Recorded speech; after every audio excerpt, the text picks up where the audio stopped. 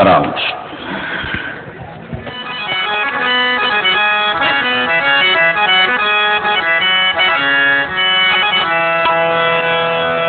चरितम रघुनाथस्य शतकोटि प्रविस्तरम एकैकमक्षरम पुंसाम महापातक नाशनम। एक बाणी, एक पत्नी, एक वचनी मर्यादा पुरुषोत्तम प्रभू रामचंद्रजीचं चरित्र जीवाचं कल्याण करणारा आहे। रामकथा जीवनाची व्यथा कमी करण्यासाठी, रामकथा प्रपंचामधल्या सर्व प्रश्नांची उत्तर आहे। रामकथा संसारात तापलेल्या जीवाला शांती प्राप्त करून देणारी आहे, तर रामकथा जीवनामधल्या दुःखाच्या वजावाकीचं एकमेव साधन आहे। असे ही सुरस, अवीट, पवित्र, गोड श्रीरामकथा आज श्रीराम कथेचा द्वितीय दिवस आहे। कालपर्यंत आपण कथा श्रवण केलेली आहे, शिव पार्वती विवाह कथा।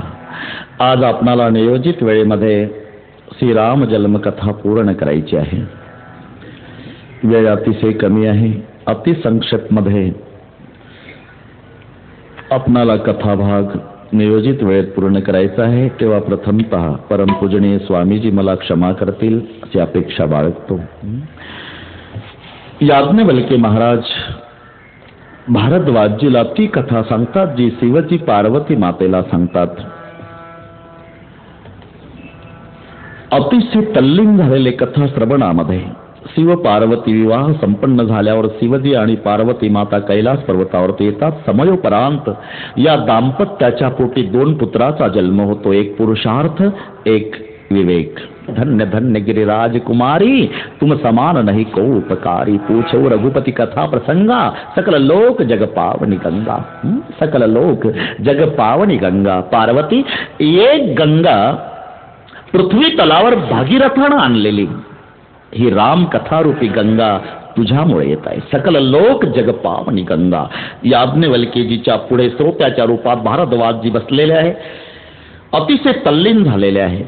याज्ञवल्क्यजीला भीती निर्माण झाली, मध्ये जर श्रोत्याला भारद्वाज म्हणावं तर माझ्या श्रोत्याचं अनवधान होईल। इतके तल्लीन सर्वांगाचे कान करून भारद्वाजजी कथा ऐकत होते। नाहीतर काही माणसं इथे येतात, आल्यावर लक्षात येतं की कुलूप लावलं पण ओढून बघितलं नाही, कधी दगा देते, कुलूप लागलं असेल की नाही, लागलं असेल की नाही, बसतं कथेला आणि झटके घरच्या कुलपाला।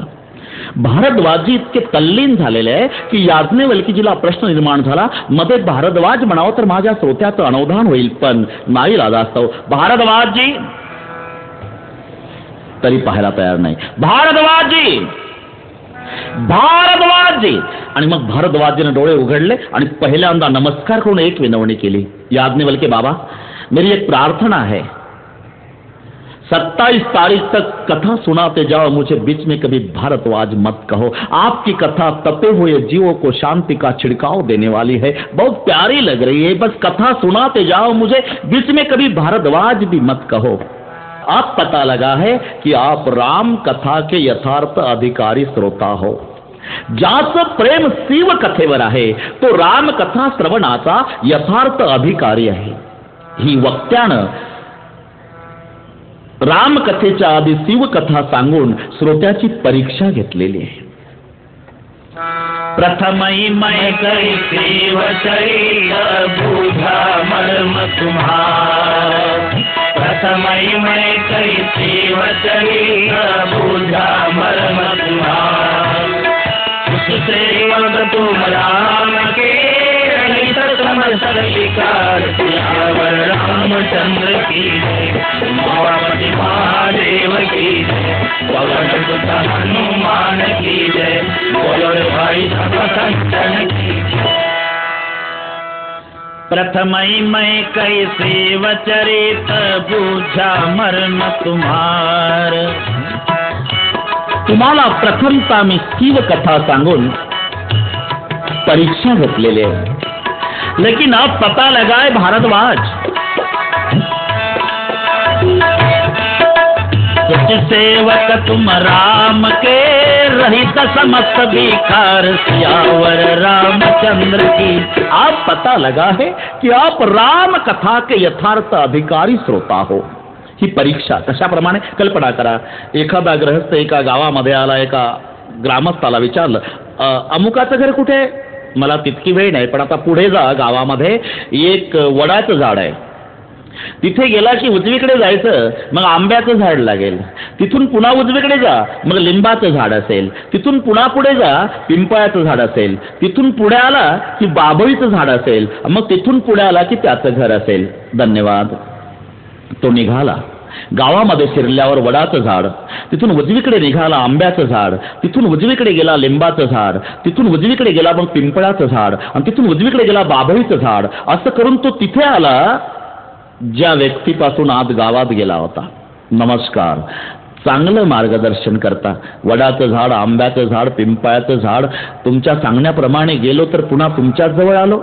तुम्हाला तसं नाही, मी तुमची परीक्षा घेतली. म्हणजे खरंच त्याच्या घरी जायचं आहे का टाइमपास म्हणून विचारतो आहे. पण मी सांगतोय तसा हेलपाटे खात गेला म्हणजे तुझी तळमळ लक्षात आली. हे पुढचं त्याचं घर. तसं याज्ञवल्क्यजी म्हणतात, भारद्वाजजी मी तुमची परीक्षा घेतली. खरंच तुमचं रामकथेवर प्रेम आहे का करमणूक म्हणून विचारत आहात. म्हणून तुम्हाला रामकथेच्या आधी मी शिवकथा सांगितलेली आहे. प्रथम मैं कही शिव चरित बूझा मर्म तुम्हार, लेकिन आज पता लगा है सुचिर सेवक तुम राम के रहित समस्त विकार. बस कथा सुनाते जाओ प्रभु, कथा सुनाते जाओ. मुझे शिव कथा भी बहुत प्यारी लग रही है. बस शिव कथा राम कथा का द्वार है. घरामध्ये जर प्रवेश करायचा असेल तर द्वारातून. शिवकथा हे रामकथेचं द्वार आहे. आणि म्हणून रामकथेच्या आधी याज्ञवल्क्यजी भारद्वाजीला शिवकथा सांगत आहे. जर आपणाला कोणी विचारलं वारकरी संप्रदायाचे पहिले वैष्णव कोण, याचं उत्तर आहे भगवान शंकर. एका जनार्दनी वैष्णव शिरोमणी महादेव. वैष्णवांचे शिरोमणी भगवान शंकर आहे. वैष्णवांचे शिरोमणी. अजूनही भगवान शंकर पंढरपूरची वारी करतात. अजूनही करतात. एकदा महादेवजी पंढरपूरला निघाले. पार्वती आईने विचारलं, कुठे चालला तुम्ही? पंढरपूरला. तुम्हालाच वाटतं का दरवर्षी जावं? आमची नाही इच्छा होत. तुला काय वाटलं पार्वते? पंढरपूरला जाणं म्हणजे काय पुण्याच्या सारसबागेतलं फिरणं आहे का? 11-12 लाख यात्रा असते. बाळ हरवलं तर आईला सापडत नाही. बाकीचं सांगू नका, मी येणार. येणार म्हटल्यावर भगवान शिवजीनं पार्वती मातेला होकार दिला. आणि भगवान शिवजी आणि पार्वती दोघं पंढरपूरला जाण्याचं जातात हे कळालं चिरंजीवाला. कोण चिरंजीव? लंबोदर पीतांबर फणीवर बंधन, सरळ सोंड वक्रतुंड त्रिनयना. गणपती बाप्पा. आणि गणपती बाप्पाने आवाज दिला, पप्पा. महादेवजी थांबले. पार्वते काय आता केवढं अवघड झालं प्रकरण. एवढ्या मोठ्या पोटाचं पोर एवढ्या गर्दीत कसं फिरवायचं? पार्वती आहे म्हणाले, येता तर येऊ द्या ना, मग आपली गाडी काढा. गाडी. गाडी म्हणजे नंदी बैल. आणि मग नंदी बैलावरती तिघे जण बसले. गणपती, भगवान शिवजी आणि पार्वती.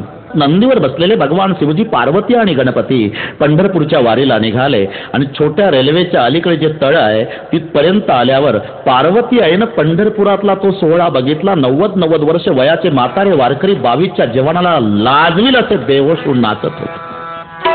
लुगदली नादी लागली समाधी, मूढ जन नर नारी पुकारे. पंडित ज्ञानी योगी महानुभव, एकच सिद्ध साधकारे. नाचते आनंद कल्लोळी पवित्र, गाणे नामावळी. तो सोहळा बघितला आणि पार्वती आईनं सांगितलं, तुमचा विठोबान तुम्ही, आपली नाही हिंमत आत यायची. महादेव म्हणाले, पार्वती तुला कॉटन ग्रीनला सांगितलं होतं अवघड जाईल. आता थांब इथेच. इतिहास पहा. पार्वती तळावर थांबल्या. मग भगवान शिवजी गणपतीला घेऊन नंदी बैलावरती बसून पंढरपुरात प्रवेश करतात. आताचं पंढरपूर नाही बाळासाहेब, मास्टर प्लॅनच्या आधीचं. माणसाला चालावं लागत नव्हतं तेव्हा, गर्दी चालवत असायची. आणि त्याच्यामध्ये बैल घुसवला यांनी आणि चंद्रभागेकडून येऊ लागले महाद्वाराकडे. तेव्हा नरहरी मठाच्या समोर वारकऱ्यांनी अडवलं. कुठला वारकरी आहे तुम्ही? चालता येत नाही माणसाला, बैल घुसवला गर्दीत, मारता का माणसं? महादेवजी म्हणाले, नंदी. वारकरी संतापले. बाबा, वारकरीच्या पुढे आपलं काही चालत नाही. कोणाचं? महादेव बडा देव सब देवन का बाबा. बाकीच्याचं काय घेऊन बसला तुम्ही? वारकऱ्याच्या यांनी जर पताका उलटा केल्या आता काही खरं नाही. तू इथंच थांब. नंदीला नरहरी मठाच्या समोर जे मारुतीचं मंदिर आहे. हनुमंताच्या पुढे नंदी थांबला, नाही तर हनुमंता पुढे नंदी असण्याचं काही कारण नाही. मी सांगतो तो इतिहास पहा. तळावर पार्वती, हनुमंता पुढे नंदी, आणि मग तिथून गणपतीला घेऊन महादेवजी निघाले. नामदेव पायरीच्या वर पायऱ्या चढून आले. गणपती, काय बाबा थकलो बेटा, मग तू या कोनाड्यात बैस. आपण वर चढला पायऱ्या चढून महाद्वारात की कोनाड्यामध्ये तुम्हाला गणपतीची मूर्ती दिसेल. तिथे गणपती, तळावर पार्वती, हनुमंता पुढे नंदी, कोनाड्यामध्ये गणपती. आणि मग भगवान शिवजी आत जातात. पांडुरंग परमात्म्याला कळालं माझा कैलासपती महादेवजी आला. आनंदाला पारावार नाही. महिमा वर्णिता महेशू तेने मस्तकी वंदिला. अजूनही लिंग प्रतिमा पांडुरंगाच्या डोक्यावर आहे. म्हणजे कोणी विचारलं पहिले वैष्णव कोण? एका जनार्दनी वैष्णव शिरोमणी महादेव. वैष्णवांचे शिरोमणी भगवान शंकर आहे. मग जो कोणी स्वतःला वारकरी समजत असेल, वारकऱ्याचे सगळे नियम सांभाळतो, एकादशा, पंढरपूरची वारी, हरिपाठ, ज्ञानेश्वरीचं वाचन, तंतोतंत नियम सांभाळतो, पण निंदा शंकराची करतो, त्याचं तोंड पाहिल्याने पाप होतं. होणी वैष्णव जो का निंदी सदाशिव, त्याचे पाहू नये वदन, मूर्खाहुनी मूर्ख पूर्ण, विष्णूशी भजला शिव दुरावला, अधपात झाला तया नरा. दोन्ही एक आहे. भांडणं अज्ञानी भक्तात आहे, ज्ञानी भक्तात नाही, अज्ञानी भक्तात. अजून एक कट्टर शैव, कट्टर वैष्णव, हा वाद तुम्ही पहा. यांना जर हरभरे घ्यायचे असले तर कट्टर वैष्णव हरभरे म्हणत नाही. तिथे गेल्यावर त्या धान्याला हात लावतात आणि धान्याला हात लावून विचारतात विष्णू भरे काय भाव, पण हरभरे म्हणत नाही, शब्द हर मुखाला येईल म्हणून. सदरा शिवायचा असेल तर टेलरच्या पुढे उभं राहतात आणि त्या टेलरला कापड दाखवतात आणि सांगतात टेलर या कापडाला माझ्या मापाचा दोरा घाला, असं फिरून बोलतो, पण सदरा शिवा म्हणत नाही, शिव शब्द येईल म्हणून. अशा कट्टर वैष्णव आणि कट्टर शैवामध्ये सोयरीक जुळली. कट्टर वैष्णव आणि कट्टर शैव. कट्टर शैवाची मुलगी कट्टर वैष्णवाच्या मुलाला देण्यात आली. ती नांदायला आली. मुलगी सकाळी उठली आणि सारवायला लागली. सून सारवत असताना वैष्णव सासरा उठला, रागानं लाल झाला. बरं का सुनबाई? काय मामाजी? हे तुझ्या बापाकडे चालतं आडवं. आम्ही उभ्या चंद्रवाले वैष्णव, आडवं भस्मवाले नाही, आडवं सारवायचं नाही. सून घाबरली. पहिल्या दिवशी जर असे प्रतिबंध तर जीवन जगायचं कसं? मग त्या दिवशी सुनेने उभं उभं उभं उभं वबड धोबड सारवलं. तोपर्यंत सासरा प्रातर्विधीला गेला. तिकडनं आला आणि सासरा जेव्हा दात घासायला बसला तेव्हा ती शैवाची मुलगी होती. जरी सून वैष्णवाची होती तरी कन्या शैवाची होती. तरा तरा तरा चालत बाहेर आली आणि दात घासणाऱ्या सासऱ्याचा हात धरला. थांबा मामाजी. का सुनबाई? वैष्णव आहात आपण, हा आडवे दात घासायचे नाही. मग सासरा हादरला. बरं का सुनबाई, उद्यापासून तुम्हाला वाटेल ते तुम्ही करत जा, मला वाटेल ते मी करत जा. असा सरळ ये वाद. हरिहरा भेद नाही नका करू वाद, एक एकाचे हृदय. आपण पहा भगवान शंकर गौरवर्णीय आहे आणि भगवान विष्णू नीलवर्णीय आहे. आपण आरती झाल्यावर जे वर्णन ते महादेवाच आहे. कर्पूर गौरं करुणावतारं संसार सारं भुजगेंद्रहारं. कर्पूर गौरं, कापरासारखा गोरा पान भगवान शंकर आहे. नीलवर्णी भगवान विष्णू आहे. असं का? भगवान विष्णूने जेव्हा अमृत प्राशन केलं तेव्हा महादेवजी गौरवर्णी झाले आणि महादेवाने विष प्राशन केलं, त्याच्यामुळे विष्णू परमात्मा नीलवर्णी झाले. एक एकाचे हृदय. आणि म्हणून आमच्या साधू संतांची विनवणी आहे, बाबा रे भांडू नका, दोन्ही एक आहे. हरिहरा भेद नाही नका करू वाद. उलट भजन करा रे हरिहरा, नारायण शिव शंकरा. माझे बोलणे अवधारा, भेद न करा दोघाचा. पाय पाते तेचा दृष्टांत, तुम्हा सांगेन सत्य वृत्तांत. नारायणे सेविले अमृत, झाला श्रेष्ठ महादेव. नारायणे सेविले अमृत, झाला श्रेष्ठ महादेव. भगवान विष्णू अमृत प्राशन करतात तर महादेव पांढरा होतो, महादेवजी विष प्राशन करतात विष्णू निळा होतो. दोन्ही एक आहे. म्हणून ज्याचं प्रेम राम कथेवर, शिव कथेवर, तो राम कथा श्रवणाचा यथार्थ अधिकारी श्रोता आहे. ही वक्त्यानं श्रोत्याची परीक्षा घेतलेली आहे. भारद्वाजी सांगतात, बस कथा सुनाते जाओ, मुझे बीच में कभी भारद्वाज मत कहो. धन्य धन्य गिरिराज कुमारी, तुम समान नहीं को उपकारी. पूछो रघुपति कथा प्रसंगा, सकल लोक जग पावनी गंगा. तुम रघुवीर चरण अनुरागी, किन्हु प्रश्न जगत हित लागे. राम कथा कली बिटप कुठारी, सादर सुनु गिरिराज कुमारी. राम कथा सुंदर करतारी, संशय देहग उडाव निहारी. संशय रूपी पक्षाला उडवून लावण्याची क्षमता ज्या राम कथा रूपी टाळीमध्ये आहे, वैसा तो मेरा भगवान निर्गुण निराकार तत्व है देवी. निर्गुण निराकार किसे कहते हैं प्रभु? बस जो पैर बिगर चलता है, कान बिगर सुनता है, आग बिगर देखता है, बिनु पद चलहि सुनहि बिनु काना, कर बिनु कर्म करहि विधि नाना. आनंद रहित सकल सबोगी, बिनु बाणी बकता बड जोगी. बिनु पद चलहि, जो पायाशिवाय चालतो, बिनु पद चलहि. दुसरा एक भाव आहे, ज्याचं पदाशिवाय चालतं. बिनु पद चलहि, त्याच्याकडे कोणतंच पद नाही. आणि म्हणून या क्षेत्रामध्ये हा शब्द दिसणार नाही तुम्हाला. माजी राष्ट्रपती, माजी मुख्यमंत्री, माजी पंतप्रधान, तसं ऐकलं कुठे? माजी रामचंद्र भगवान, माजी संत तुकाराम महाराज, माजी ज्ञानेश्वर महाराज. का? बिनु पद चलहि, हे पदाशिवाय चालले आहे. सुनहि बिनु काना, काना सिवाय ऐकतो. चिट्टी के पैरों में घुंघरू बजत है, वो ही अल्लाह सुनता है. सुनहि बिनु काना, कर बिनु कर्म करहि विधि नाना. कर बिनु कर्म करहि, हाताशिवाय काम करतो. दुसरा एक भाव आहे, कर बिनु कर्म करहि. कर म्हणजे टॅक्स, टॅक्स न घेता भगवान काम करतो. कर बिनु कर्म करहि. त्याने पाडलेला पाऊस, ते तळ्यामध्ये पाणी साचल्या जातं, मग नळाच्या द्वारा आमच्या घरी येतं. मग दुसरीच माणसं खाकी कपडे घालून टॅक्स वसुलीला येतात. पण पाऊस पाडणारा भगवान कधी 72च्या दुष्काळात कॉटन ग्रीन परिसरात टॅक्स वसुलीसाठी फिरला नाही. का? कर बिनु कर्म करहि विधि नाना.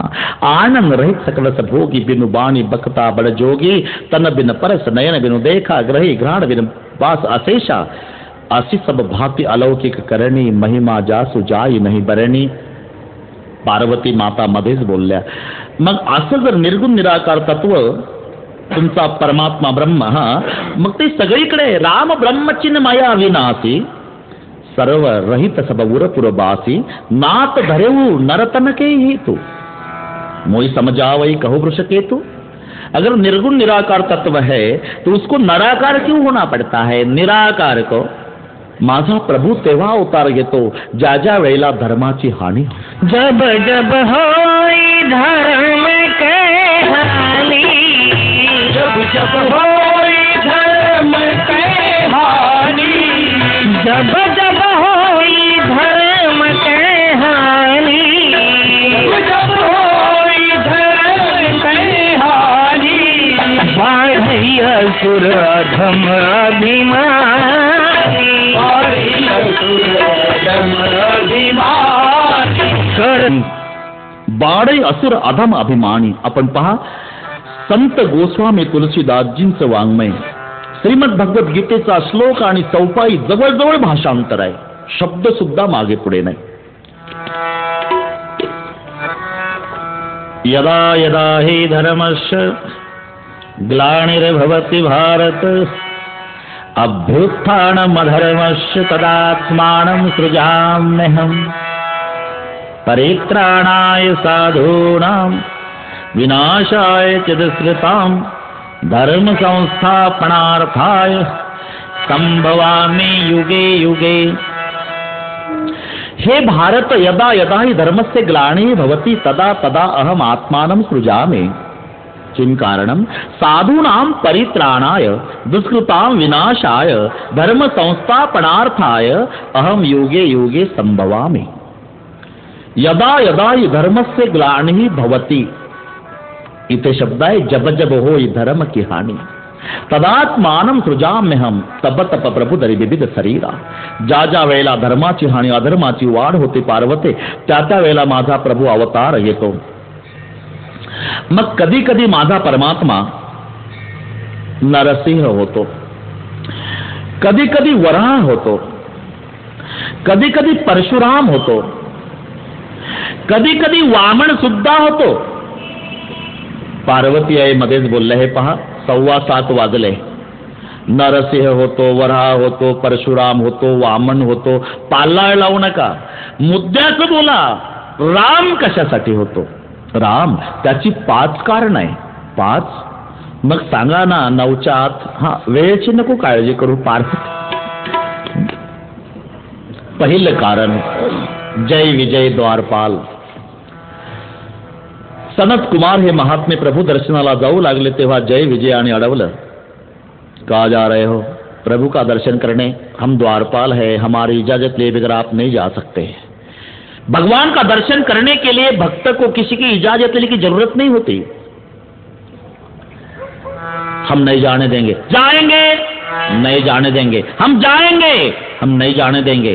जाएंगे. हम द्वारपाल है, हम भगवान के भक्त हैं, हमारी इजाजत बगैर आप नहीं जा सकते. हमें इजाजत की कोई जरूरत नहीं. हम जाएंगे. नहीं जाने देंगे. जाएंगे. नहीं जाने देंगे. जाएंगे. हे अडवतात. शेवटी सनत कुमाराने शाप दिला. प्रभू दर्शनाला जाऊ देत नाही. राक्षसवाल. प्रभूला ऐकायला गेलं. प्रभू बाहेर आले. काय केलं सनत कुमारांनो? अरे ती त्यांची ड्युटी, चोख कर्तव्य बजावत होते ते. ते राक्षस होतीलच, पण त्रास साधू संताला देतील. आता तुम्ही बदलवून द्या काहीतरी. मग एकच, जर विरोधी भक्ती केली 3 जन्मात मुक्त व्हाल, आणि भजन केलं तर 7 जन्मात मुक्त व्हाल. प्रभूने विचारलं, जय विजय तुम्हाला काय मान्य आहे? जय विजयाने विचार केला की 7 जन्म हरिपाठ काकडा केल्यापेक्षा 3 जन्म भांडणं केलेली काय वाईट. आम्हाला विरोधी भक्ती मान्य आहे प्रभू. तथास्तु.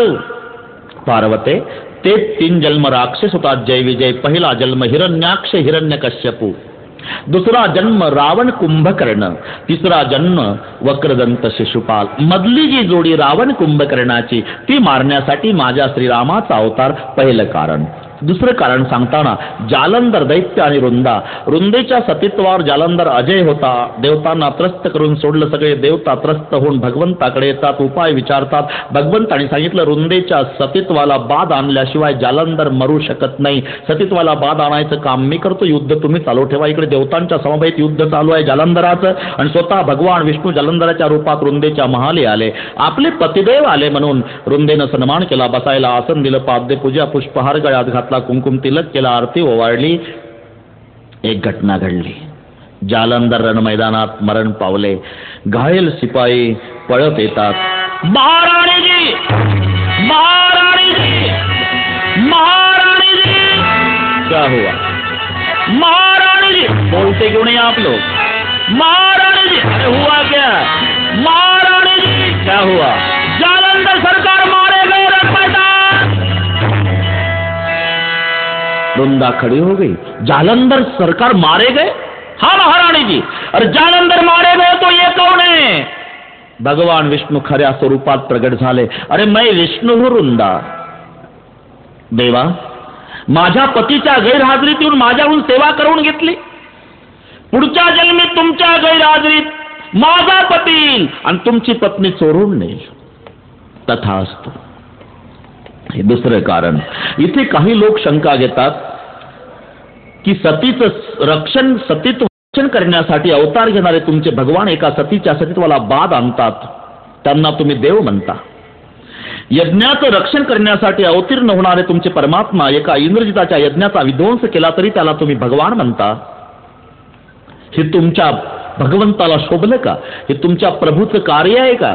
सतीचं सतीत्व भ्रष्ट करणे, एका यज्ञाचा विध्वंस करणे. याचं उत्तर आहे, हा दाखवायला धर्म दिसला तरी आत लपलेला अधर्म आहे. आतल्या अधर्माचा नाश करायचा असेल तर धर्मरूपी कवच फोडावं लागणार आहे. त्याला इलाज नाही. पूर्वी पाश्चात्य देशातील लोक राजपुतांवर हल्ला करताना गायीचा वापर करायचे. गायीला समोर उभी करायचे आणि त्याच्या आडून हे हल्ला करायचे. का? राजपूत गायीला पवित्र मानतात. आणि मग गायीवर ते हल्ला करणार नाही आणि गायीच्या आड लपून आपण सुरक्षित राहू. हा दाखवायला धर्म आहे, आत लपलेला अधर्म आहे. आतल्या अधर्माचा नाश करायचा असेल तर धर्मरूपी कवच फोडावं लागणार आहे. जर तुम्हाला कोणी विचारलं, आप हिंदुस्तान के हो? जी. गंगा को मानते हो? गंगा तो हमारी माँ है. तो ये गंगा के पानी में बनी हुई शराब है, थोड़ी ले लो. आप बोलोगे क्या, नाम गंगा का बताते हो और शराब पिलाते हो? बेवकूफ काही के. दाखवायला धर्म, आत लपलेला अधर्म आहे. किंवा उलट प्रश्न आपण निर्माण करू, जर रुंदेचं सतीत्व शाबूत राहिलं असतं शेवटपर्यंत तर राक्षस जातीनं जगातल्या सर्व सतींचं सतीत्व भ्रष्ट केलं असतं. उलट डोकं चालवा. इंद्रजिताचा यज्ञ जर सुरक्षितरित्या पार पडला असता तर राक्षसाने जगातले सर्व यज्ञ बंद पाडले असते. म्हणून जगातले सर्व यज्ञ सुरक्षित ठेवण्यासाठी एका यज्ञाचा विध्वंस, जगातल्या सर्व माता माऊल्यांचं सतीत्व शाबूत राखण्यासाठी एका सतीच्या सतीत्वाला बाद. तिसरं कारण सांगताना भगवान शिवजी सांगतात, पार्वते, एकदा नारदाने दिलेला शाप. नारदानी शाप हा शब्द ऐकला, गिरिजा चकित भैसुनी बाणी, नारद विष्णु भगत पुनि गाणी, कारण कवन श्राप मुनि देना. नारद तो मेरे गुरु है प्रभु और ज्ञानी है, मेरे ज्ञानी गुरु भगवान को शाप कैसा दे सकते. शिवजी हंसने लगे, अरे पार्वती, दुनिया में कोई ज्ञानी नहीं, कोई मूर्ख नहीं. भगवान जिसको जैसा नचाए वैसा वो नाचता है. भगवान के दिल में आया तो डाकू को वाल्मीकि बना देता है, नहीं तो विश्वामित्र जैसे ज्ञानी को मेनका के पीछे लगा देता है. अरे उसका कौन मालिक है? वो सब कठपुतली का खेल, सूत्रधार भगवान है. कोई ज्ञानी नहीं, कोई मूर्ख नहीं. हर चीती होत तत्काल, मन चीती होत नहीं. हर चीती होत तत्काल, बलि को जाना था बैकुंठ, भेज दिया पाताल. कोई मूर्ख नहीं, कोई ज्ञान. लेकिन यह प्रसंग मोई कहू पुरारी, मुनि मन मोह आचर्य भारी, का अपराध रमापती कीना, कारण कवन श्राप मुनि दीना. आणि मग कथा सांगतात भगवान शिवजी हिमालयाच्या गुहेमध्ये नारदजी भजन करीत आले असताना तिथे बसले, अतिशय शांत वातावरण पाहिलं. सुमिरित हरी श्रापगती बाधी, सहज विमल मन लागी समाधी. आणि नारदजी समाधीस्थ, समाधी लागली नारदाला, समाधी नारदाला लागली, पण परिणाम मुनी गती देखी सुरेश डराना. देवाचा राजा इंद्र घाबरला. विचार केला, जर समाधी यथासांगरित्या पार पडली तर माझं पद जाण्याची दाट शक्यता आहे. वास्तविक संबंध नव्हता. नारदजी आपल्या आनंदात मग्न आहे, पण इंद्राला वाटलं का देवता सुखी आहे पण समाधानी नाही. समाधानी का नहीं? अनिति से जो मिलता है वो सुख देता है, समाधान नहीं. म्हणून आमच्या साधू संतांनी धन हा दुसरा पुरुषार्थ आहे, जरूर मिळवा, पण त्याकरता नीती शिकवलेली आहे. जोडून या धन उत्तम व्यवहार आहे. काहीच जसं येतं तसंच जातं. यायला लागलं की नारळातल्या पाण्यासारखं, आणि जायला लागलं म्हणजे कवठाच्या फळाप्रमाणे. नारळ फोडून पहा तुम्ही, अर्धा तांब्या पाणी बाहेर पडतं. कोणी भरलं होतं कोणाच माहीत. तसं काही जवळ यायला लागलं म्हणजे सासूचं येतं, मावशीचं येतं, बापाला एकटं असतं, पुन्हा चुलत्याचं येतं नारळातलं पाणी. पण जायला लागलं की कवठाचं फळ. कवठाचं फळ हत्तीला खाऊ घाला, हत्ती फोडून नाही खात, अख्खच गिळतो. गिळ नका, पण सकाळी प्रातर्विधीच्या वेळेला तसंच बाहेर पडतं न फुटता. मग काही माणसं म्हणतील, महाराज काल हत्तीनं फळ भक्षण केलं होतं, आज बाहेर पडलं तरी फुटलं नाही, हत्तीला काय फायदा तुम्हाला वाटतं. पण फळ फोडून पहा, त्याच्यात काहीच राहिलेलं नाही. अरे फळ तर फुटलं नाही, मग घर गेला कुठं हे हत्तीलाही सांगता येत नाही. तसं काहीच जातं कसं हे घरमालकाच्याही लक्षात येत नाही. आणि म्हणून जोडून या धन उत्तम व्यवहार आहे. जिथे पैसा आहे तिथे सुख आहे, जिथं विचार आहे तिथं समाधान आहे. आणि म्हणून नारदाची समाधी भंग करण्याच्या उद्देशानं इंद्रदेवानी कामदेवाला पाचारण केलं. कामदेव आलेला आहे जिथे नारदजी समाधीस्थ बसले, आणि त्या ठिकाणी कामदेवानं जेव्हा पाऊल ठेवलं,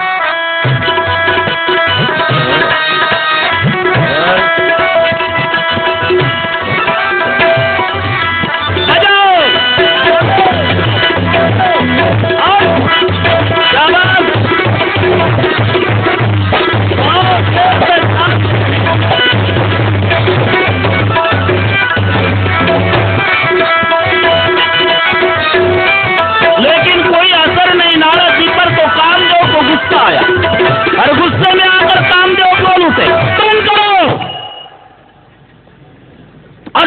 जाओ. तिथलं सांगतोय. सिम की चाप सकई कोता सुबड़ रखवार रमापति जासु भयउन नारद मन कचरोषा कहे प्रिय बचन काम पत्तोषा नाय चरण सिरुआय सुपाय गयो मदन तब सहित सहाय. कामदेवाला नारदाने हरवलं, पण कामदेवाने 3 गोष्टीच्या द्वारा नारदाला हरवलं. पुराचा हार, नमस्कार आणि स्तुती. कामदेवाने नारदाची स्तुती केली, नारदाला हार घातला आणि नारदाला नमस्कार केला. स्तुती परावी या मुखे रुचिकर. स्तुती अजूनही कुमारिका आहे, तिचं लग्न झालेलं नाही स्तुतीचं. का? सज्जनाला स्तुती आवडत नाही तर स्तुतीला सज्जन आवडतात. दुर्जनांना स्तुती आवडते तर स्तुतीला दुर्जन आवडत नाही. म्हणून स्तुती कुमारिका, अजून लग्न झालेलं नाही. तिला जे आवडतात त्यांना हे आवडत नाही, आणि ही ज्यांना आवडते ते हिला आवडत नाही. दुर्जनांना स्तुती आवडते तर स्तुतीला दुर्जन आवडत नाही. स्तुतीला सज्जन आवडतात तर सज्जनांना स्तुती आवडत नाही. म्हणून स्तुती कुमारिका आहे. नमस्कार, नमः करोति ती नमस्कारः. नमून केल्या जातो त्याला नमस्कार म्हणतात. नमस्कार करताना मान वाकली पाहिजे. नमस्कार, नाही तर छाती काढून नमस्कार ही रगेली झाली. नमस्कार नाही, नमः करोति. तसं फुलाचा हार, हार खरंच यथार्थ शब्द आहे. हार, ज्याच्या हातात हार असतो तो सरळ उभा राहतो, आणि ज्याला घालून घ्यायचा असतो तो मान वाकवतो. ही तर मान्य आहे ना. हाराच्या पुढे हार मान्य केल्याशिवाय हार गळ्यात येत नसतो, त्यालाच हार म्हटल्या जातं. हार, नमस्कार, स्तुती, फुलाचा हार. 3 गोष्टीच्या द्वारा कामदेवाने नारदाला जिंकलं. कामदेव निघून जातात आणि तिथून नारदजी निघाले, ब्रह्मदेवाकडे जातात. तिथे सांगत सुटले, पठ्ठ्यानं काम जिंकला. नंतर महादेवाकडे गेले. राम कीन चाहे सोई होई, अरे अन्यथा असं नाही कोई. शंभु बचन मुनि मन नाही भाई. शंभुदीन उपदेश हित नाही, नारद ही सहन झालं नाही. भगवान शिवजीनं सांगितलं का? नारदजीला वाटलं बरोबर आहे, यांना हरवलं, मी जिंकलं, यांना माझं वर्चस्व सहन होत नाही, हे कुठं कुठं जातंय. म्हणून 2 शिवगण पाळत वरती. तिथून भगवान विष्णूकडे नारदजी येतात. क्षीर सिंधु गवने मुनिनाथा. आओ नारद जी, बहुत दिन के बाद दर्शन दे रहे हो. समय नहीं था भगवान. कहाँ थे? हिमालय की गुहा में बैठा था, समाधि लग गई और समाधि भंग करने के लिए कामदेव आया, मैंने काम को हराया. भगवान विष्णू म्हणाले, आता एवढा रामायण सांगणारा आमचा बुवा कोणाजवळ कामाचंच सांगत सुटला. आपला बुवा बिघडला, वेळी सावध केलेला बरा. नारदा, तुझं भजन करणारे सुद्धा माणसं कामाला जिंकतील, तू जिंकलं यात काय नवल. आणि नारदजी ज्या रस्त्याने जातात, भगवंतानं मायावी नगर तयार केलं. 400 कोस बिरचऊ मगमह नगर ते 7 योजन विस्तार. 100 योजन श्रीनिवासपुरते अधिक रचना विविध प्रकार. देशोदेशीचे राजे, स्वतःची माया विश्वमोहिनी, 17 वर्षाचं वय संपादन, तारुण्य संपादन केलेली आपली कन्या मुसिल निधी नावाचा राजा, आणि देशोदेशीचे राजकुमार आलेले आहेत. तिथून नारदजी जातात. सुंदर राजकुमार बघितले. नारदाने विचारलं, इथे गर्दी कशाची? अहो स्वयंवर आहे. कोणाचं? राजा शिलनिधीच्या कन्येचं, विश्वमोहिनीचं. आज जातात. राजा शिलनिधीनं सन्मान केला, बसायला आसन दिलं, आपल्या कन्येला बोलवलं, विश्वमोहिनीला. बाबा, हिचं भविष्य सांगा. आणि नारदानी मुखाकडे पाहायला सुरुवात केली. पागल झाले नारद. का? विश्वमोहिनी, विश्वाला मोहून टाकण्याची क्षमता जिच्यात आहे ती माया विश्वमोहिनी, प्रभूची माया. नुसतं मुखाकडे बघू लागले. मुखाकडे मनात म्हणतात, बापरे, एवढं सौंदर्य जगात, हे आज कळलं मला. हे जर आधी कळलं असतं तर मी काल पेपरला पहिल्या पानावर दिलं नसतं. पठ्ठ्यानं काम जिंकला. आता काही झालं तरी ही मला प्राप्त झाली पाहिजे. काय केलं म्हणजे प्राप्त होईल मनात. शेवटी म्हणावं लागलं राजा शिलनिधीला, तोंड काय पाहता, भविष्य पहा, हात बघा हात. बळेच हाताकडे बघू लागले. भविष्य उलट वाचलं. 14 ब्रह्मांडाचा मालक हिला पती मिळणार असं भविष्य होतं, पण उलट वाचलं. ही ज्याला माळ घालणार आहे ना राजा, तो 14 ब्रह्मांडाचा मालक होणार आहे. इतकं सांगून नारदजी निघून गेले. नारदजी विचार करतात, आता काय केलं म्हणजे मला ती प्राप्त होईल. आणि लक्षात आलं का, कन्या वरयते रूपम, कन्या वरयते रूपम. नारदजी अरण्यामध्ये येतात. डोळे मिटले, प्रभूची प्रार्थना केली आणि प्रभू लगेच प्रसन्न झाले आणि नारदाला विचारतात, बोलो नारद, क्या चाहिए? भक्ति ज्ञान वैराग्य के बारे में क्या चाहिए? वो तो अधिक मात्रा में मेरे पास है भगवान। भक्ति भी है, वैराग्य भी है और ज्ञान भी है मालिक। तो चाहिए क्या? बस मुझे सुंदर बना दो प्रभु। तथास्तु असं म्हणून भगवान अंतर्धान पावले. अख्खे नारद सुंदर, फक्त तोंडात बंदर, बाकी सगळे सुंदर. सोन्यासारखी कांती, हळदीच्या गाभ्यासारखा देह. नारदजीला वाटलं बस नंबर मेराही लगने वाला आहे. आणि मग दुसऱ्या दिवशी नारदजी स्वयंवर मंडपामध्ये येतात. पहिल्या लाईन मध्ये एक आसन, खाली त्या आसनावर येऊन बसतात. सगळ्यांचं लक्ष नारदाकडे. ते दोन शिवगण राजकुमाराच्या रूपातले, एक अलीकडून एक पलीकडून बसलेलं, मध्ये नारदजी येऊन बसले. सगळे नारदाकडे पाहतात. नारदाला वाटलं सगळ्यांचं लक्ष माझ्याकडे आहे म्हणजे नंबर मेरा ही लगने वाला है, सबसे सुंदर मैं हूं. पुरे निगाह नारद जी की तरफ.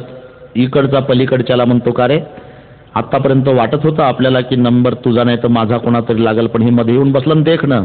आता याच्यापेक्षा कोण देखणं आहे? आता आपलं डिपॉझिट जप्त. अलीकडचं म्हणतं, पलीकडचं म्हणतं का रे, हे जर एवढं देखणं आहे तर याची आई किती देखणी असेल. तसे तसे नारदाची छाती फुगत चालली. बस जिधर उधर मेरी चर्चा पुरे मंडप में हो रही है तो नंबर मेरा ही लगने वाला है. इतक्यात धवल फुलाची माळा घेऊन विश्वमोहिनी आली. आणि विश्वमोहिनीचं पहिल्या लाईन मध्ये नारदाकडे लक्ष गेलं आणि विश्वमोहिनीनं आपल्या पित्याला आवाज द्यायला सांगितलं त्या सेवकांना. सेवक जाओ, मेरे पिताजी को कहो कि पहली आसन में जो बैठा है आप शकुन, उसको धक्के मारकर बाहर निकाल दो. मरकट बदन भयंकर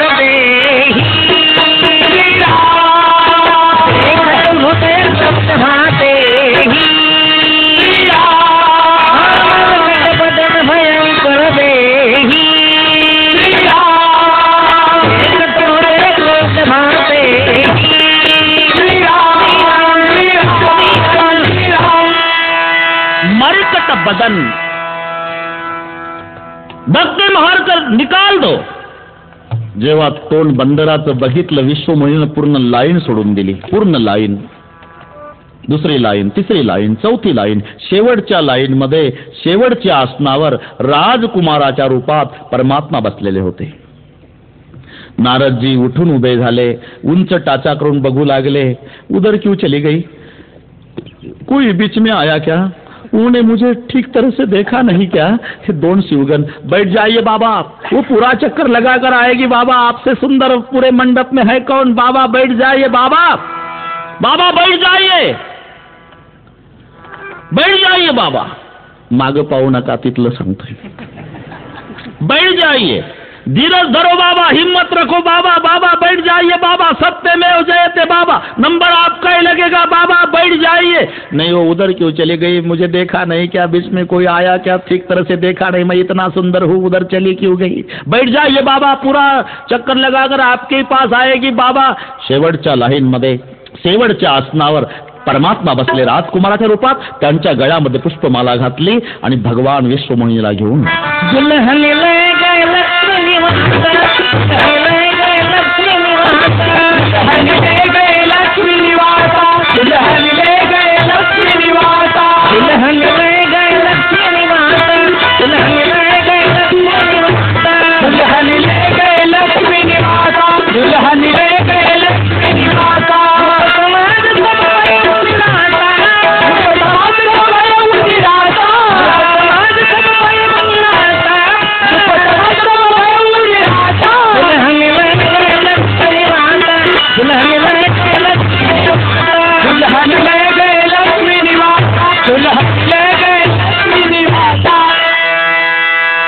त्याची आहे दैवी हेशा गुणमयी मम माया.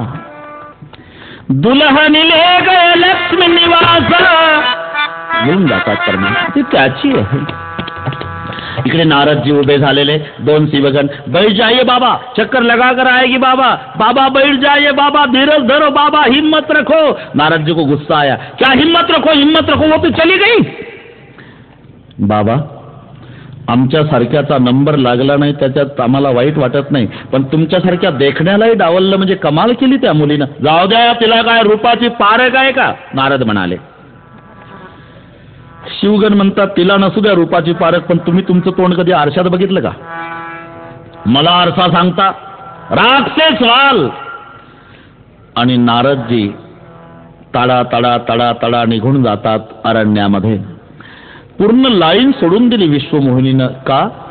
नारद संत आहे, विश्वमोहिनी माया आहे. मायेचं सर्वावर चालल, संतावर चालत नाही. तुका म्हणे माया होय दासी लागे पाया, ज्ञानदेव म्हणता माया गेली समूळ विलया. संतावर नव्हे, संताच्या संगतीत जेवढे बसलेले आहे त्यांच्यावर सुद्धा मायेचा प्रभाव पडू शकत नाही. म्हणून विश्वमोहिनीला अख्खी लाईन सोडून द्यावी लागली, जी संताची लाईन आहे. जब हरि माया दूरी निवारी नाही तर रमान राजकुमारी. स्वतः भगवान उभे, नाराजी लटलट कापू लागले. मालिक मेरी गलती हो गई, ये जो शाप दिया अस्वीकार करो प्रभु अस्वीकार. अरे तुम्हारी क्या ताकत है नारद, शाप देने की मेरी भी इच्छा थी. जाओ जपो जाओ शंकर सतनामा. काम को जीतने के लिए राम का भजन करना और अहंकार को जीतने के लिए भगवान शिव जी का भजन करना. तिसरं कारण. चौथं कारण सांगताना स्वयंभू मनु आणि शतरूपा दोघांना खडतर तपश्चर्या केली. ओम नमो भगवते वासुदेवा या मंत्राचा जप केला. धेनुमती नाम गोमत नदीच्या काठाला. आणि शेवटी भगवान प्रसन्न झाले. क्या चाहिए मागू मागू बर भई नभवानी, परम गंभीर कृपा मृतसाणी. बोलो क्या चाहिए. बस तुमच्यासारखा पुत्र आमच्या पोटी जन्माला यावा, तथास्तु. आम्ही पुढच्या जन्मी पती पत्नी व्हावं, ये भी मंजूर है. आपको क्या चाहिए माँ, आपने दिए हुए वचन सच होगे ना प्रभु. मैं अभी से आपको माँ कहता हूँ माँ, मैं तुम्हारा बेटा बनकर आऊंगा. मैं एक वचनी हूँ. भगवान एक वचनी है. अभी से आपको माँ कहता हूँ, मैं तुम्हारा बेटा बनकर आऊंगा. आणि मग मनुराजाला विचारलं आपकी क्या इच्छा है. मनुराजाने सांगितलं आम्ही पती पत्नी होणार देवा. हां. पुढच्या जन्मीत तुम्ही आमच्या पोटी जन्माला येणार. हां. बस माझी एकच इच्छा असेल, त्या पुत्राच्या वियोगानं मला मरण यावं. तथास्तु. म्हणून दशरथ वियोगे मेला. तेच पुढे दशरथ कौसल्या होतात, तेच पुढे. हे चौथं कारण. पाचवं कारण कैकय देशाचा राजा, त्याचं नाव सत्यकेतू. सत्यकेतूला 2 मुलं, एक प्रतापभानू एक अरिमर्दन. सत्यकेतू मुलाच्या ताब्यात राज्य देऊन तपाच्या उद्देशाने निघून जातो आणि प्रतापभानू आणि अरिमर्दन. प्रतापभानू राजा झाला, अरिमर्दनाकडे युवराज पद. एक प्रधान, त्याचं नाव धर्मरुची. प्रतापभानूनं आपल्या स्वतःच्या सामर्थ्यानं सगळ्या राजांना जिंकलं, स्वतः चक्रवर्ती राजा झाला. आणि एक दिवसची घटना. काही राजे शरण आले, काही अरण्यात गेले तपाच्या उद्देशानं, काही साधूच्या वेशात. आणि एक दिवस शिकार करण्यासाठी जेव्हा चक्रवर्ती राजा प्रतापभानू निघाला घोड्यावरती बसून, एक डुकर पुढे पळतो. तो राक्षस होता, त्याचं नाव कालकेतू, डुकराच्या रूपात. आणि त्याच्या मागे सत्यकेतूचा पुत्र प्रतापभानू, पुढे कालकेतू राक्षस. पळता पळता वाट चुकला राजा आणि कपटमुनीच्या आश्रमात आला. कपटमुनीच्या, हे शब्द लक्षात घ्या. सत्यकेतू. केतू का मतलब होता है झेंडा, ध्वज. सत्यकेतू. सत्यकेतूचा पुत्र प्रतापभानू, पण ज्याच्या मागे पळाला घोड्यावर तो राक्षस कालकेतू. काल का मतलब है समय, केतु का मतलब झेंडा. समयानुसार झेंडा बदलने वाला उसे बोलते हैं काल केतू. आणि मेला तरी झेंडा बदलत नाही, त्याला म्हणतात सत्यकेतू. तुलसी जी कहते हैं सत्यकेतु की संतान जब काल केतु के पीछे दौड़ती है तो कपट मुनि के साथ मुलाकात होती है, असली संतों के साथ नहीं, कपट मुनि के साथ. क्यों? जब सत्य केतु की संतान काल केतु के पीछे दौड़ती है. कपट मुनीच्या आश्रमात जेव्हा घोडा, कपट मुनी म्हणजे यानं जिंकलेला एकेकाळचा राजा होता, तो साधूच्या वेशात. विचारलं कहा रहते हो. खोटं सांगितलं प्रतापभानूने. प्रतापभानू नावाचा जो चक्रवर्ती राजा आहे ना, हा, त्याचा मी सचिव आहे. तासु सचिव मै सुनो मुनिसा, नाम प्रतापभानु अवनीसा. फिरता है रे परेव बुलाई, बड़े भाग देखे पदाई. हम कह दुर्लभ दरस तुम्हारा, जानत हो कछु भल हो न्यारा. कहो मुनितात भयो अंधियारा, जो जन 70 नगर तुम्हारा. कपट मुनीने सांगायला सुरुवात केली, अरे मुझे सब पता है, स्वयं आप प्रतापभानु हो, सत्यकेतु तुम्हारा पिता, तुम्हारे भाई का नाम अरिमर्दन, एक प्रधान आपका, उसका नाम धर्मरुचि, यहां से 70 योजन तुम्हारा नगर है. चकित झाला. आपण कसं काय ओळखलं बाबा? मैं मंत्रद्रष्टा महात्मा हूं. बाबा तुमच्यासारख्या महात्म्याला गुरु करण्याची इच्छा आहे. जाओ ना धो कराओ, पाणी पी कराओ. आला. तुम्ही माझे गुरु. ठीक आहे, तुला गुरु दीक्षा देतो. कपट मुनीने गुरु दीक्षा दिली. बाबा जर विचारलं तुमच्या गुरुचं नाव काय तर मी काय सांगणार? नाम हमारा एक तनु भाई. एक तनु, ये तो नाम जिंदगी में पहली बार सुना रहा हूं. हाँ, आदि सृष्टि उपजी जब ही तब उत्पत्ति भई मोरी. नाम एक तनु हे तू ते देह न धरव भवरी. सृष्टी निर्माण केली तेव्हा ब्रह्मदेवाने पहिला मला निर्माण केला, तेव्हापासून मला शरीर बदलावं लागलं नाही, म्हणून माझं नाव एक तनु. हवाईदार बातें करते एक तनु. आदि सृष्टि उपजी जब ही तब उत्पत्ति भई मोरी. नाम एक तनु हे तू ते देह न धरव भवरी. बस चंद्र सूर्य असेपर्यंत माझं राज्य राहावं बाबा. एकच, ब्राह्मणांना भोजन दिल्याशिवाय आणि ब्राह्मण प्रसन्न होऊन आशीर्वाद दिल्याशिवाय तसं होणार नाही. स्वयंपाकाची सगळी व्यवस्था मला पाहावी लागणार आहे. तसं मी येत नाही, पण तुझ्या आग्रहास्तव ये. आता झोप घे. झोपी गेला. कालकेतू आलेला आहे. योग मायेच्या द्वारा उचलला, त्याला त्याच्या नगरात नेऊन ठेवला. जागा झाला तो स्वतःच्या राजमहालामध्ये. त्याला कळालं माझे गुरुदेव अधिकारी आहे, मी कुठे झोपलो कुठे जागा झालो. आता वाट पाहतोय. एक दिवस कपटमुनी आलेले आहे. स्वयंपाकाचं नियोजन आणि ब्राह्मण मंडळीला जेवणाचं निमंत्रण. मृगाचं मॉस मिक्स केलं कपटमुनीनं आणि सगळे ब्राह्मण जेवायला बसले. जेवायला प्रारंभ करणार आकाशवाणी झाली. ब्राह्मणांना उठा, धर्मभ्रष्ट होईल तुमचा. मृगाचं मॉस मिक्स केलेलं आहे. न जेवता ब्राह्मण मंडळी उठली. प्रताप भानु, भगवान ने हमारा धर्म बचाया, नहीं तो वरना भ्रष्ट हो जाते.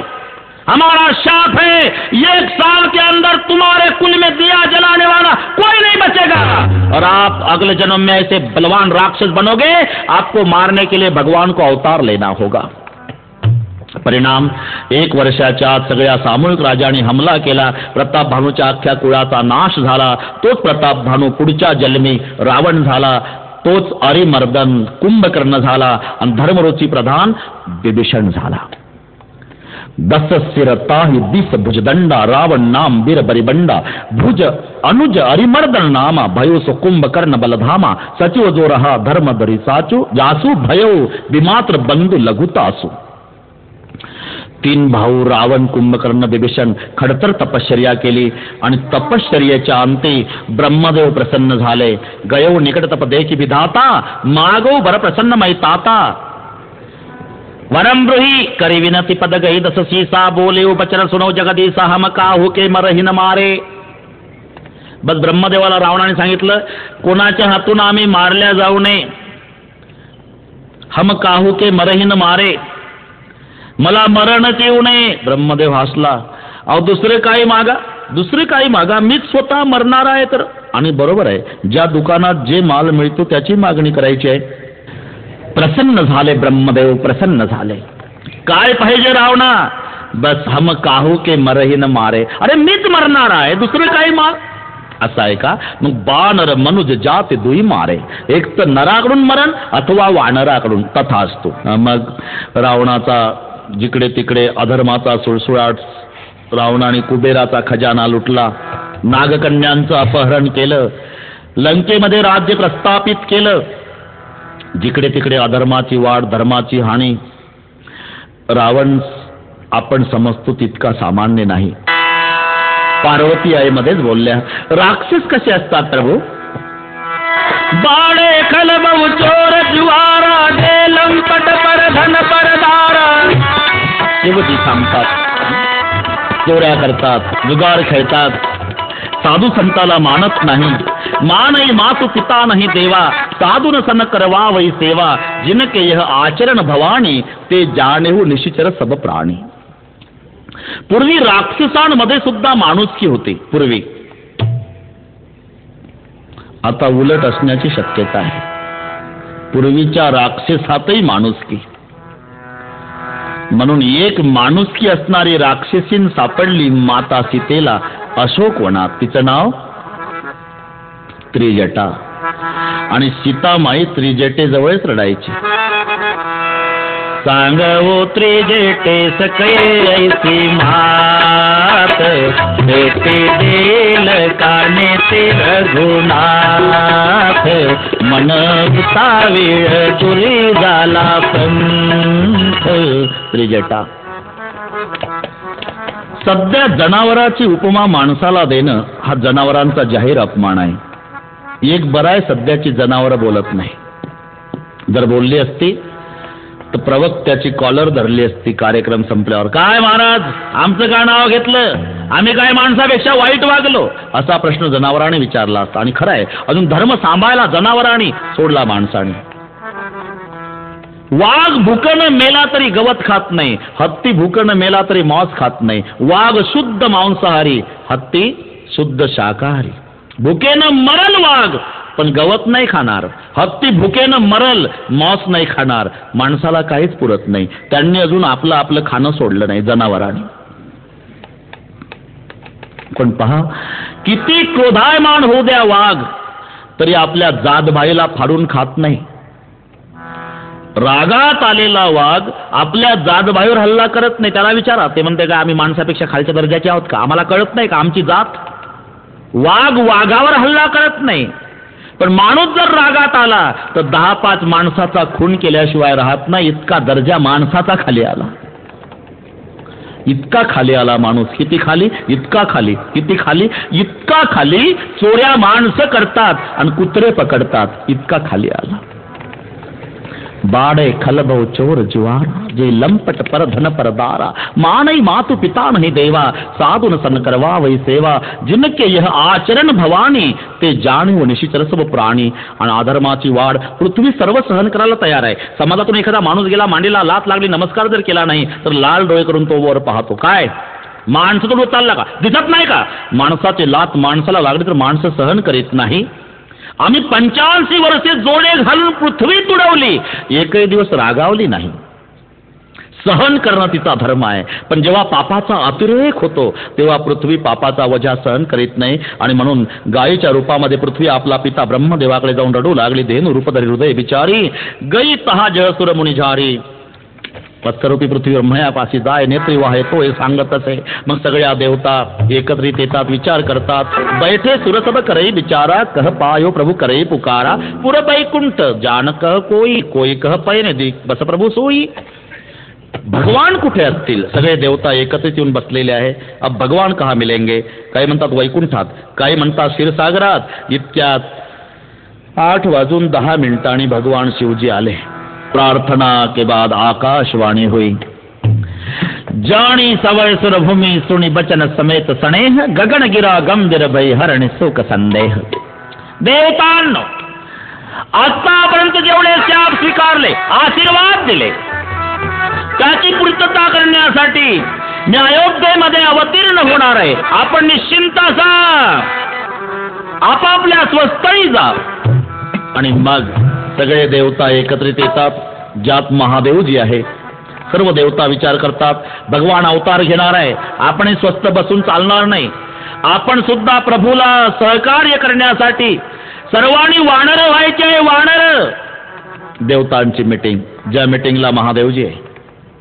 महादेवजी खड़े हो गए. देवता लोग, बहुत खुशी की बात, आप भगवान को मदद करने के लिए सब देवता बंदर बनोगे? जी महादेव जी. बहुत खुशी की बात है. तो सबसे बड़ा बंदर मैं बनूंगा. मेरा नाम बजरंग बली होगा. आपण ज्या कथेची वाट पाहत आहात, ज्या नगरात प्रभू प्रगट होणार आहे, त्या नगराचं नाव अयोध्या आहे. ज्या नगराचा राजा दशरथ, राजे दशरथ अयोध्येचे. 3 मुख्य राण्या, कौसल्या, सुमित्रा, कैकेयी. सर्व गोष्टीची अनुकूलता आहे, तरी राजा दुःखी आहे. आणि याचंच नाव जीवन आहे. जीवन जिसको जब भी मिलेगा तो अधूरा ही मिलेगा. परमार्थ जिसको जब भी मिलेगा तो पूरा ही मिलेगा. कोठे काही एक आहे एक नाही, याला जीवन म्हणतात. खायला भरपूर असतं, खाणारं कोणी नसतं. कुठे खाणारे भरपूर असतात, खायला काही नसतं. आज दशरथजी आपलं दुःख सांगण्यासाठी वसिष्ठजी जवळ येतात. वसिष्ठजी जवळ. वशिष्ठजीमध्ये ते सामर्थ्य होतं, पण वसिष्ठाचं ठरलं होतं जोपर्यंत माझा दशरथ तक्रार मांडत नाही तोपर्यंत मी त्याच्या प्रकरणात लक्ष घालत नाही. एक दिवसची घटना. दशरथ राजे सिंहासनावर बसलेले आहे. डाव्या भागाच्या सिंहासनावर 3 राण्या बसल्या, कौसल्या, सुमित्रा, कैकेयी. उजव्या भागाला एक सिंहासन, त्याच्यावर वसिष्ठ आणि अरुंधती माता दोघं बसले. वसिष्ठजीजवळ त्यांचं छोटं बाळ आहे. खूप रडतंय बाळ, खूप रडतं. दशरथजीनं जवळ घेतलं तरी रडायचं थांबत नाही. कौसल्या, सुमित्रा, कैकेयी 3 राण्यांनी घेतलं तरी रडायचं थांबत नाही. सारखं रडतंय. अरुंधती माता त्रासली, वसिष्ठ त्रासले. शेवटी दशरथजीनं विचारलं गुरुदेवाला, गुरुदेव, मेरी तीनों रानियां थक गई, मैं भी थक गया, आप भी थक गए, गुरुमाता थक गई, तो भी आपका बेटा बहुत रो रहा है, हुआ क्या बच्चे को? दशरथ, आज मेरा बेटा मुझे रो रो कर सवाल पूछ रहा. इतना सा बेटा और सवाल पूछ रहा? हाँ. कौन सा सवाल? आज मेरा बेटा इसलिए रो रहा है दशरथ, वो रो रो के मुझे पूछ रहा है कि पिताजी अपना गुरु का घराना है, दशरथ का शिष्य का घराना है. आप तो दशरथ जी के गुरु बन गए, लेकिन भविष्य में मेरा क्या होगा? मैं किसका गुरु बनूंगा? पिताजी दशरथ को बेटा नहीं, इसलिए आज मेरा बेटा रो रहा है. बस तीर निशाने पर लग गया और दूसरे दिन दशरथ जी वशिष्ठ जी के पास आ गए. निज दुख सुख सब गुरु ही सुनायो, कही वशिष्ठ बहुविधि समझायो. दरव धीर होई सुतचारी. तुला पुत्र कामेष्ट यज्ञ करावा लागेल राजा. तत्पूर्वी 3 स्वापद मारावे लागतील. 3 स्वापद मारण्याच्या उद्देशानं दशरथजी अरण्यात जातात. दिवसभर फिरले पण स्वापद मिळाला नाही. संध्याकाळ झाली. सरोवराच्या काठी दाट पाल्याच्या वृक्षावर दशरथजी लपून बसले. इथे स्वापद पाणी प्यायला येईल आणि आपणाला अचूक मारता येईल. संध्याकाळ झाली, मध्यरात्र झाली, पहाट झाली, पण स्वापद आलं नाही. मग त्याच रात्री श्रावण आपल्या आंधळ्या मायबापाला कावडीमध्ये बसवून काशी यात्रेला निघालेला. तहानेने व्याकुळ झालेले आंधळे मायबाप. आणि जेव्हा श्रावण आला म्हणतात, बाळा पाणी पाच. पहाटेची वेळ. श्रावणानं कावड लटकवून दिली. पाणी शोधण्यासाठी श्रावण तिथे आला ज्या सरोवराच्या काठाला दशरथ राजा मारण्यासाठी स्वापद टपून बसलेला आहे. पहाटेची वेळ आहे. श्रावणानं पाणी बघितलं. आनंदाला पारावार नाही. गुडघा इतक्या पाण्यात श्रावण गेला. कमंडलू बुडवला. बुडवल्यावर बुडबुड बुडबुड बुडबुड आवाज झाला. लक्षवेधी बाण मारण्यात तरबेज राजा दशरथ. अचूक बाण दशरथ राजाचा सुटला. सू सू आवाज करीत बाण श्रावणाच्या वर्मे लागला. धप्प दिशी श्रावण पाण्यामध्ये उलटा पडला. कमरे इतका पाण्यात, बाकीचा जमिनीवर. कमंडलू लवणलेला. पाणी सांडतो. काळा कुरळ्या जटा विखुरलेल्या. वक्षस्थळात बाण फसला. भळभळ रक्त वाहत. काठाचं पाणी तांबडं झालेलं. आचके देतोय. मनुष्यवाण्यानं वरडून पडलेला श्रावण. दशरथजीला धक्का बसला. कोण्यातरी मानवाची हत्या आहे. दशरथजी खाली उतरतात. तिथपर्यंत येतात. आचके देणारा श्रावणाकडे बघितला आणि दशरथजीनं भीत विचारलं, कोण रे बाळ? तुम्ही सांगा कोण? मी अयोध्येचा राजा दशरथ माझे नाव. दशरथ? हो बाळा. ऐकून होतो महाराज, आपलं नाव ऐकून होतो. खूप पराक्रमी हात म्हणून देवाच्या राजाला, इंद्राला मदत करायला जाता म्हणे. स्वाभिमान होता राजा तुझ्याबद्दलचा की पठ्ठ्याच्या पृथ्वी तलावर एक असा शूरवीर राजा आहे की जो देवाच्या राजाला, इंद्राला मदत करतो. पराक्रम गाजवणारा राजा. तुझ्याबद्दलचा स्वाभिमान होता राजा. पण आज लागो तुझ्या पराक्रमाला. आज काय पराक्रम गाजवला राजा? एका आंधळ्या मायबापाचा आधार संपवला. राजा, मायबाप बाळाचं संगोपन करत असतात राजा, पण ते भाग्य या श्रावणाच्या नशिबी नव्हतं. जन्माचे आंधळे माझे मायबाप मी लेकरासारखे सांभाळले. त्यांना कावडीत बसवून काशीला निघालो होतो राजा. तहान लागली माझ्या मायबापाला. आंधळे माझे मायबाप. तू घाला घातलाय राजा. मरतो मी आता. माझा प्राण जातो याबद्दल वाईट वाटत नाही राजा. माझ्या आंधळ्या मायबापाची काशीची यात्रा अपूर्ण राहिली याबद्दल वाईट वाटत नाही. पण माझ्या मायबापाला पाणी पाजायला माझ्याशिवाय कोणी नाही याबद्दल दुःख वाटतंय राजा. तू जर पाणी पाजायचं वचन देशील, मी आताही सुखानं प्राण सोडतो. दशरथजी गहिवरले, डोळे भरून आले, लटलट कापू लागले. बेटा, चुकलं माझं. मी तुझ्या मायबापाला पाणी पाजेल, पण मला क्षमा कर बाळा, क्षमा कर. मी क्षमा करतो राजा, मी क्षमा करतो. पण माझ्या आंधळ्या मायबापाची शपथ घेऊन सांगतो तुला, माझे मायबाप नाही क्षमा करणार तुला. आणि श्रावणाने प्राण सोडला. तो कमंडलू घेतला, पाण्यानं भरला आणि दशरथ राजे कमंडलू घेऊन तिथे येतात जिथे श्रावणाचे आंधळे मायबाप कावडीत बसलेले. पुढे 15 फुटावर दशरथ राजा उभा आहे. यांना दिसत नाही, राजा बोलत नाही. दशरथाला प्रश्न पडला, पाणी घ्या म्हणावं तर बदललेला आवाज ओळखतील. मग आमचा श्रावण कुठे विचारल्यावर मी काय उत्तर देऊ? बराच वेळ झाला. आंधळे मायबाप टाहो फोडून रडतात. श्रावणा, पाणी नसल मिळालं तर तसा वापस आहे बेटा. तुला अपरात्री पाठवलं म्हणून रुसला का माझ्या बाळा? आजपासून नाही रे पाठवणार. श्रावणा. दशरथ राजा 15 फुटावर उभा आहे. आंधळे मायबाप शोक करतात. श्रावणा. दशरथजी समोर धाडस केलं राजा दशरथाने. घ्या पाणी. बदललेला आवाज ओळखला. आंधळे मायबाप विचारतात, कोण तुम्ही? रडू लागला राजा. अरे बोलत का नाही? मग तो हुंदके देऊन रडतो. अरे कोण आहात तुम्ही पाणी घ्या म्हणणारा? अरे बोलत का नाही राजा? मी अयोध्येचा राजा दशरथ माझं नाव. दशरथ? हो बाबा. तुम्ही का पाणी घेऊन आला? पाणी आणावं लागलं मला. कारण राजा, आमच्या निरपराध मातृपितृ भक्त बाळावर अरण्यामध्ये हिंस्र पशूने हल्ला केला की काय? दशरथजीने रडायला सुरुवात केली. नाही बाबा, नाही. जनावराला हिंस्र पशूला दया असते. त्याच्यापेक्षा खालच्या दर्जाचा पशु हा अयोध्येचा राजा, ज्यानं तुमच्या निरपराध बाळावर हल्ला केला. काय राजा? आमचा श्रावण तू मारला? फेक ते पाणी राजा. राजा, अरे मायबापाच्या कंबरड्यात लाता घालणारी पोरं असतात रे राजा. मायबापाने बाळाचं संगोपन करायचं असतं राजा. पण आमच्या श्रावणाने आम्हा आंधळ्या मायबापाला लेकरासारखं सांभाळलं राजा. आणि त्याच्या खांद्यावर ते आमचा बोजा काशीची यात्रा पूर्ण करण्याच्या उद्देशानं निघालेला आमचा मातृपितृ भक्त श्रावण मारला राजा. आग लागो तुझ्या पराक्रमाला. ते पाणी पिणार नाही राजा, प्राणही ठेवणार नाही. पण लक्षात ठेव, जसा आता आम्ही आमच्या श्रावणाच्या विरहानं मरतो, तू एक दिवस तुझ्या पुत्राच्या विरहानं मरशील. आमचा श्रावण पाणी पाजायला नाही राजा, अरे तुझं एकही पोर मरायच्या वेळेला तुला पाणी पाजणार नाही. आणि श्रावणाच्या मायबापाने प्राण सोडला.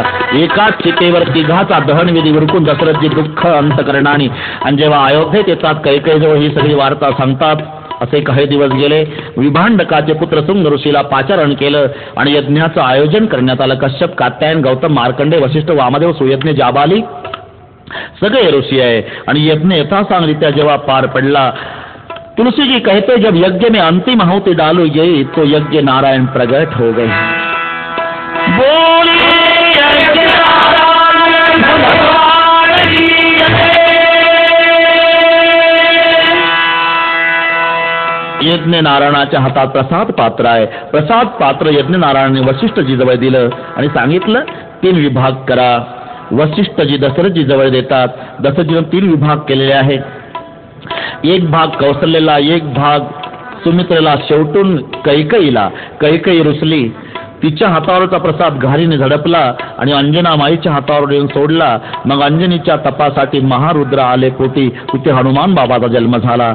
मग कैकेयीला अर्धा दोघीने प्रसाद दिला. कैकेयीचा 2 पुत्र झाले काही रामायणात. पण या रामायणामध्ये कैकेयीला 1 पुत्र आहे, सुमित्रेला 2 आहे. तर प्रसाद आणे पद्धतीत आहे. आणे पद्धतीत 16 आणे 2 भाग केले. 8 आणे 8 आणे. मग 8 आणे प्रसाद कौशल्याला दिला. अर्ध भाग कौशल्या ही दिना 8 आणे. मग राहिलेला 8 आणे उभय भाग आभे करली ना 4 आणे 4 आणे. मग त्याच्यातला जो 4 आणे भाग होता, कैकेयी कहन रूप सोदयहू 4 आणे भाग कैकेयीला दिला. मग राहिलेला 4 आणे भाग रयसू उभय भाग पुणे भयहू, त्याचे पुन्हा 2 भाग केले. 2 आणे 2 आणे. मग दोनाने दिला कौसल्याला आणि दोनाने दिला कैकेयीला. कौसल्या कैकेयी हात धरी आणि दोघीला सांगितलं तुम्ही दोघी सुमित्रेला द्या. दीन सुमित्र ही मन प्रसन्न करी. या रामायणाच्या आधारे मग दोघीने दोनाने भाग सुमित्रेला दिला. सुमित्रा अति प्रसन्न झाली. राजा ज्याचा सन्मान करतो तो सन्मानित, ज्याचा सन्मान करतो तो डबल सन्मानित. सुमित्रा म्हणाली बस कौसल्या कैकेयी तुम्ही दोघींनी मला प्रसाद दिला, भगवंत करो मला 2 पुत्र हो. तुझ्या प्रसादाचा मोबदला 1 पुत्र तुझ्या पुत्राच्या सेवेत लावील कौसल्ये, आणि तुझ्या प्रसादाचा मोबदला 1 पुत्र तुझ्या पुत्राच्या सेवेत लावील कैकेयी. म्हणून कैकेयीचा भरत, कौसल्येचा राम. रामाच्या सेवेत लक्ष्मण लावला सुमित्रेनं आणि भरताच्या सेवेत शत्रुघ्न लावला. दोनाने भाग. या रामायणाच्या आधारे रामायण तुलसीकृते कहव कथा अनुसार. तुम्हाला वाटेल तो भाग स्वीकारा. मी दोन्ही भाग आपल्या पुढे मांडले. मग अस्ति करोदर तुझ्या कांता. सगळ्या तिथ्याने लाईन लावली प्रभूच्या पुढे. 15 तिथ्या प्रतिपदेपासून पौर्णिमेपर्यंत सगळ्या तिथ्या लाईन मध्ये. प्रभू विचारतात कौन हो आप? मैं प्रतिपदा हूँ जी, प्रतिपदा. मैं भी एक, आप भी एक, दोनों की जात एक, तो आप मुझ में प्रकट हो जाइए. प्रभु बोले लाइन बहुत लंबी है, सबका सुनता हूँ, बाद में निर्णय लूंगा. तू कौन है? मैं द्वितीया हूँ जी. उनके पीछे वाली कौन है? मैं अक्षय तृतीया. शाबाश. आप? मैं गणेश चतुर्थी. तू? वसंत पंचमी. तू कौन है? कपिला षष्ठी. आप? शीतला सप्तमी. तू कौन? दुर्गाष्टमी. तिच्या मागची तिथी खाली मान घालून उभी आहे. नवमी काहीच बोलली नाही, तिच्या मागचीच बोलली. मैं विजयादशमी, मैं एकादशी, मैं द्वादशी, मैं त्रयोदशी. एकच तिथी बोलली नाही, नवमी. नम्र झाला भूता. नवमीचा अर्थ आहे नम्रता. नम्र झाला भूता त्याने कोंदिले अनंता. आणि भगवंताने ठरवलं नवमी. का? 9 हा श्रेष्ठ अंक आहे जगातला. जगातला श्रेष्ठ आकडा कोणता असं जर कोणी उत्तर विचारलं प्रश्न तर उत्तर आहे 9. 9 पेक्षा मोठा आकडा असू शकत नाही. काही म्हणतील शेजारचं 10 नाही कळत का तुम्हाला? कळतं ना, 10ही मोठा आहे 9 पेक्षा, पण स्वतंत्र मोठं नाही. शून्याचा पाठिंबा घेऊन झालं मोठं. असं कोणाच्या बळावर कोणी मोठं होईल? आणि घेतला शून्यानं पाठिंबा काढून तर 1 वर जाईल ना. जगातला स्वतंत्र मोठा अंक 9 आहे. कुठेही फिरवा स्थिरता आहे. 9 दूनी 18, 8 1 9 3 27 7 2 9 4 36 6 3 9 5 45 5 4 9 54 4 5 9 63 6 3 9 8 72 7 2 9 9 9 81 8 1 9. सरळ नाही, आडवं पहा. 9 दूनी 18, 8 1 18 2 36 6 3 9 36 2 72 7 2 9 72 2 144 4 अधिक 4 अधिक 1 बरोबर 9. घरी जाऊन रात्रभर हिशोब करा तरी 9च. तुलसी कहे इस राम को क्यों न भजत निशंक, आदि अंत में एक है जैसा 9 का अंक. म्हणून तिथी जाहीर झाली. 9वी तिथी वसंत ऋतू, चैत्र महिना, शुद्ध पक्ष, 9वी तिथी, अभिजित नक्षत्र. कधी को खुशी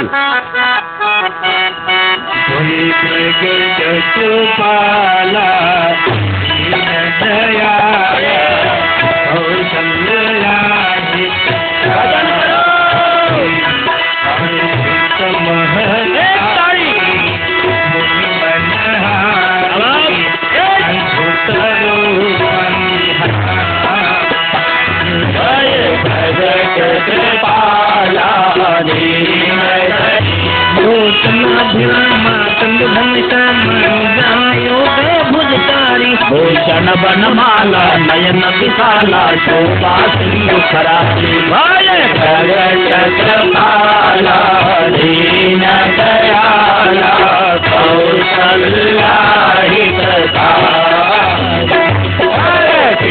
महतारी मुनि मनहारी अद्भुत रूप विचारी. पर जोरी असत तोरी कही विधिकता माया गुण ज्ञाना सीतामाना वेद पुराण भजनता. जगत काला दीन दयाला कौशल्या हितकारी अर्चित महतारी मुनि मनहारी अद्भुत रूप विचारी. कौशल्या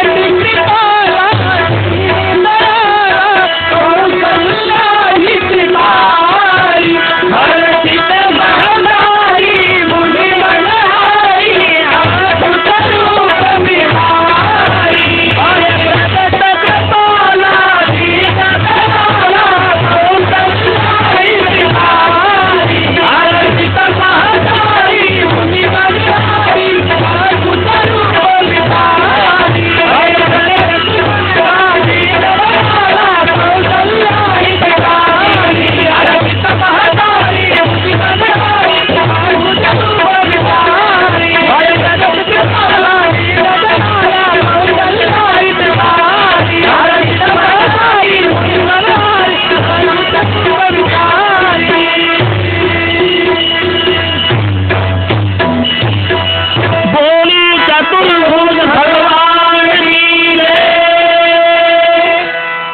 चतुर्भुज रूप में प्रकट हुए भगवान तो कौशल्या माँ बोलने लगी, आप चतुर्भुज रूप में प्रकट हुए हो भगवान? हाँ माँ। क्या मामा कहते हो? अगर चतुर्भुज रूप में प्रकट हुए तो कोई बोलेगा बंबई में ये कौशल्या का बेटा है? तो क्या करूं माँ? छोटे हो जाओ। माता पुनि बोली सो मति डोली, तजऊ तात यह रूपा, कीजे शिशु लीला अति प्रियशीला, यह सुख परम अनुपा। भगवान लहान जाले, अब तो अच्छा लगता है माँ? नहीं। क्यों? अरे छोटे तो हुए हो लेकिन बातें बड़ों की तरह कर रहे। तो क्या करूं? छोटा बच्चा क्या करता है? रोना शुरू करो। रोदन ठाणा भगवंताने रडायला सुरुवात केली। एक दासी आली, दासीनं बघितलं कौशल्या माईला बाळ झालं, तशीच दासी पळत गेली दशरथजीकडे।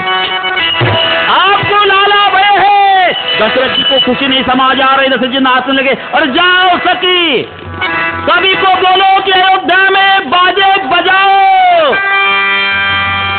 इतक्यात दुसरी दासी आली, जय हो महाराज। क्या हुआ? कई कई माने एक बेटे को इतक्यात लगे तीसरी दासी आली, जय हो महाराज। क्या हुआ? सुमित्रा माँ ने दो बेटे को जन्म दिया। बस नाचने लगे, अयोध्यापति नाचने लगे। वास्तविक तिथी पत्रानुसार रामाचा जन्म चैत्र शुद्ध 9वे दिवस सोमवार, भरताचा जन्म चैत्र शुद्ध 10वे दिवस मंगळवार, शत्रुघ्न लक्ष्मणाचा जन्म चैत्र शुद्ध एकादशी दिवस बुधवार। पण इतके दिवस आपल्याकडे शिल्लक नसल्यामुळे एका मिनिटात चौघाचा जन्म। चिंता मत करो। बस दशरथजीच्या आनंदाला पारावार नाही। परमानंद पुरी मन राजा, कहा बुलाई बजावहु बाजा। दशरथ पुत्र जन्म सुनी काना, मानव ब्रह्मानंद समाना। आणि सगळ्या अयोध्येत वाद्य वाजू लागले भर दुपारी। एक दुसरीला विचारू लागले, बाई कशाच्या नवबदा, पुत्र झाला दशरथा, चला चला तेथे जाऊ, कौशल्येचे बाळ पाहू। आनंदाला पारावार नाही।